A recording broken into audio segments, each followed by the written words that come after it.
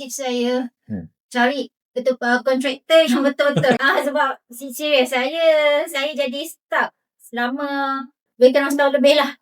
Saya stuck tu pasal dengan kontraktor. Memang banyak. Sebab saya setiap kontraktor tu saya jumpa. Bila kita jumpa setiap satu kontraktor tu, kita akan ada perbincangan. Bukan sekali, 2-3 kali juga. Tapi macam tak meyakinkan, tak apa kan. Lepas tu ada yang macam sempat macam saya rasa kena tipu lah. Sebab the first dia kata okay, dia boleh buat. Sebab kita dah cakap kita akan guna APPSA. APPSA means zero deposit daripada customer kan. So semua pada kontraktor yang akan bayar dulu. So dia kata okay. Bila kita dah duduk discuss, dah jumpa banyak kali, dah follow up apa semua kan. Nak dekat setahun jugalah. Saya rasa Lalas dia kata dia tak boleh nak buat. Dan dia pula suruh minta saya buat pinjaman. Tu saya kata kena, so macam siapa yang nak buat rumah ni memang kena betul-betul cari kontraktor yang memang boleh buat.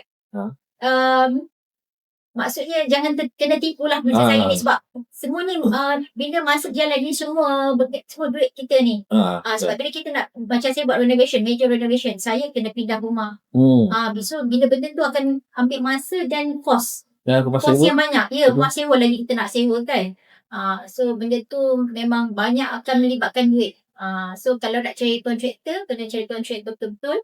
Dan kalau saya memang mencadangkan nak recommend lah. Memang rumah itu bukan saya nak ni, tapi memang betul. Sebab apa pengalaman saya daripada dengan kontraktor lain kan. Saya rasa alhamdulillah Maestro is the best lah. Sebab memang saya call, lepas tu terus buat appointment, datang site, tengok rumah, everything. Macam cepat sangat progress tu. Macam sebenarnya okay, kita nak buat ni, macam tu. Okay dah. Alhamdulillah. Memang sangat cepat dengan Maestro.